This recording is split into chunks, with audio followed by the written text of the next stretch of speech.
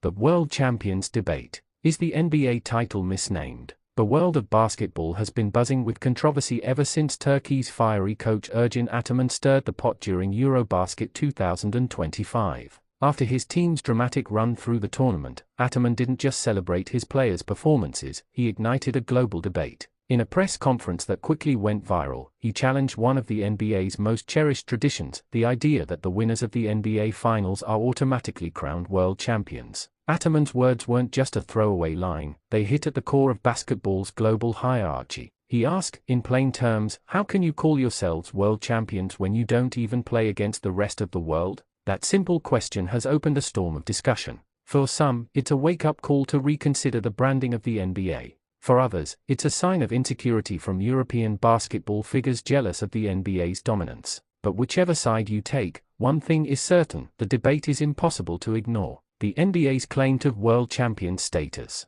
For decades, the NBA has marketed its finals winners as world champions. The phrase has appeared on banners, championship hats, parade floats, and even in the speeches of players hoisting the Larry O'Brien Trophy. The reasoning has always been simple: the NBA is the best basketball league in the world, featuring the deepest talent, the highest level of competition, and the brightest stars. In the eyes of NBA loyalists, being the best team in the NBA automatically means you're the best team on the planet. After all, the majority of the world's top players, whether from the United States, Europe, Africa, or Asia, gravitate toward the league. If Giannis Antetokounmpo, Nikola Jokic, Luka Doncic, and Shai Gilgeous-Alexander are all competing there, why wouldn't the champions deserve to be called world champions? And yet, Ataman's criticism stings because it highlights an uncomfortable truth: NBA teams never directly face international club teams. The Lakers don't play Anadolu Efes. The Celtics don't square off against Real Madrid Baloncesto. The finals are fought entirely within US borders,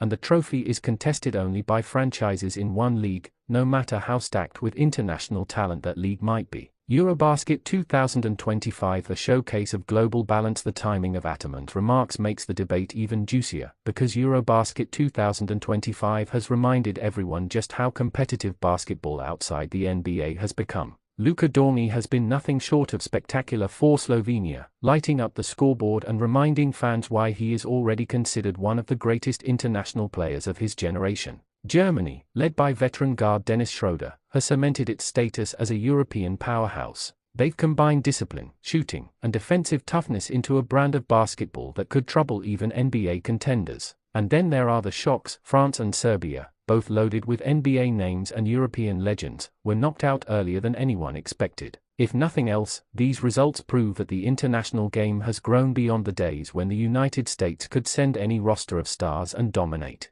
Why Ataman's challenge resonates? Ataman's comments resonate because they touch on pride, respect, and recognition. For years, European clubs and national teams have been proving themselves against NBA stars in the FIBA World Cup and the Olympics. The results speak volumes: the US no longer has an automatic claim to gold medals. In fact, defeats by France, Serbia, and other nations in recent tournaments have shown that the playing field is leveling. From that perspective, the world champion title looks less like a badge of honor and more like an outdated assumption. Ataman and others argue that true world champions should be decided on the court, through clashes between leagues or tournaments that actually include teams from around the globe. It's worth noting that other sports handle this differently. In soccer, the UEFA Champions League crowns the best team in Europe, not the world. FIFA's Club World Cup tries, however imperfectly, to bring together champions from each continent. Baseball's Major League may have the World Series, but that's a century-old tradition, and even that is often criticized as misnamed.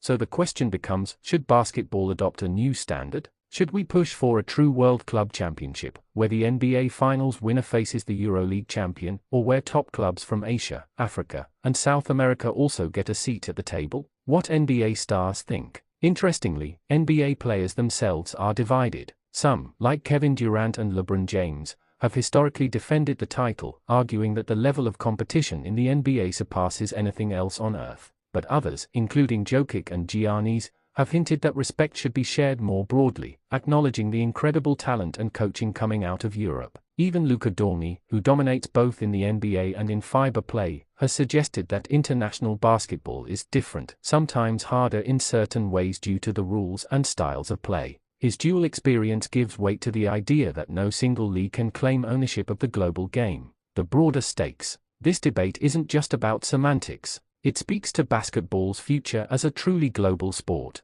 The NBA has long seen itself as not just a league, but the league, exporting its brand worldwide and reaping billions in revenue. But as the rest of the world catches up, that narrative is being challenged. Fans in Istanbul, Belgrade, Madrid, or Manila no longer see themselves as spectators to an American show. They see themselves as participants in a shared basketball culture. They want their leagues, their players, and their accomplishments to be respected on the same stage. Ataman's comments, then, are not just criticism, they are a demand for recognition. So, who's right? Is the NBA wrong to call its champions world champions? Strictly speaking, yes, the title is technically inaccurate. The finals are contested by 30 franchises, 29 of which are based in the United States, and 1 in Canada. That's hardly a global competition, but in spirit, the debate is more complex. Because if the NBA is where the world's best players come to compete, then maybe its champions do deserve that recognition. After all, if the talent pool is already global, isn't the NBA Finals already, in practice, the world's toughest competition?